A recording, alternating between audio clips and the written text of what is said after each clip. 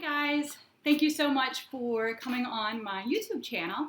My name is Tracy Fink. I am a certified wedding planner who's been planning weddings now for over 20 years. I'm also the owner of Weddings by Tracy and the co-founder of Wedding Planner On Call.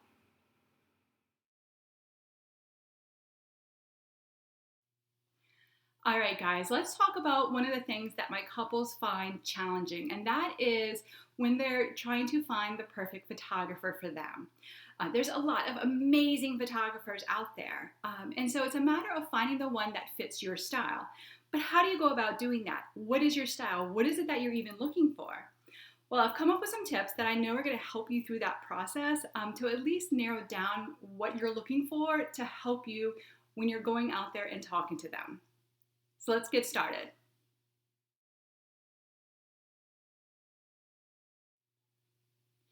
All right, the first thing you're going to want to do before you ever even contact a photographer is you're going to want to figure out what your style is.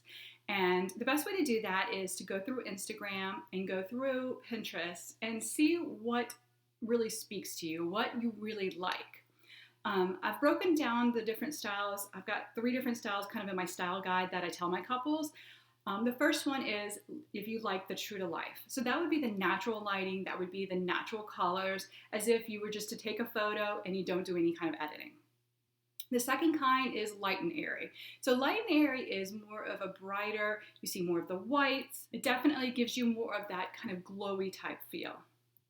And then the third type is the dramatic look. So it's darker, it has more color hues in it, and it lends itself very well to a nighttime wedding, for instance.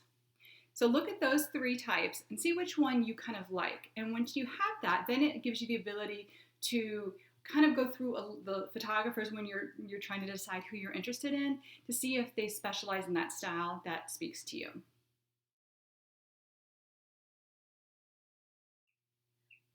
All right, number 2, what is their vibe?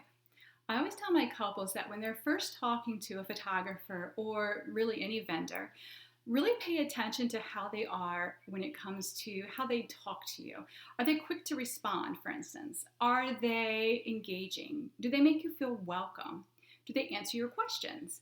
Because at the end of the day of the wedding, you're going to be with them for a very long time. And so you want to make sure that you actually enjoy being around them. It makes things so much easier the day of the wedding.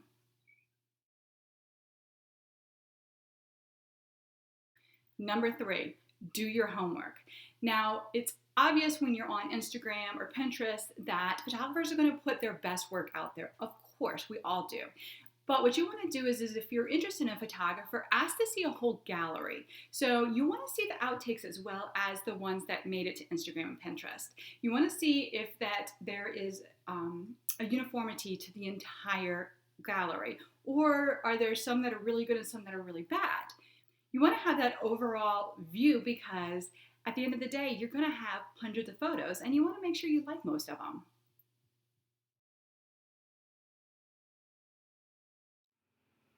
All right, number 4, select the package that suits your wedding. What I mean by that is a lot of times I'll have my couples, they'll say, oh, if my ceremony starts at 5 o'clock and my reception's done at 11 o'clock, then I only need to choose the package that is 6 hours long. Well, what I suggest is think through the whole day. What do you want to have photographs of? Do you want to have photographs of you and your family before the wedding? Maybe do a first look with your father or with your bridesmaids. Do you want to have some of those shots of some of the detail shots? Do you want to have shots of your groom getting ready? Those are all things that are going to take time before the ceremony. So I would recommend at that point maybe look at an 8-hour package. So there's things like that you really need to think through what your wedding is going to need in regards to how many hours and make sure that it fits it appropriately.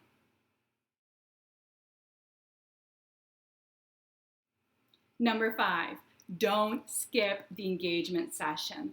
Now, most photographers will include an engagement session in there. It is literally the rehearsal for your wedding. You wouldn't skip the rehearsal for your wedding. Don't skip doing the engagement photo shoot. Why it's important is this is your opportunity to, first of all, most people aren't comfortable in front of a camera, especially when you're being posed or things like that. So you want to be able to kind of get some of those nerves out ahead of time. You also want to start building that rapport with your photographer because, again, you don't want the first time you're working with them to be on your wedding day when you already have these nerves. So make sure you do the engagement session. You're going to love the photos when they're done. You're going to be so happy you did it, and it's a good rehearsal for the wedding.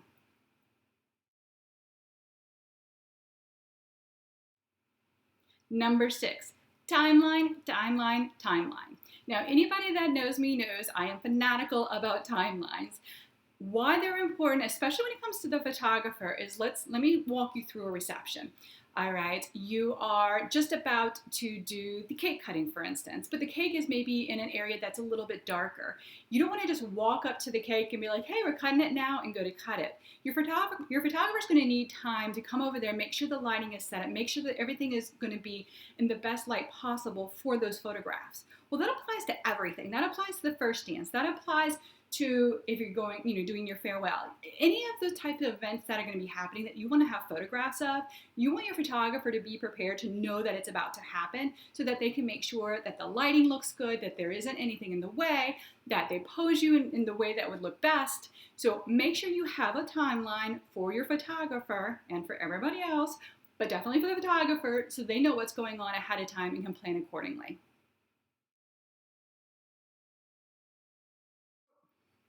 All right, number 7, check and see when the sunset's going to be on the day of your wedding. Your photographer is going to want to take you outside for that 1 hour period right before sunset to really get some of that beautiful natural light. And you want to make sure you have it programmed into the whole timeline because if not, you don't want to be in the middle of dinner and say, oh, excuse me, I need to go run out and take some photos right now.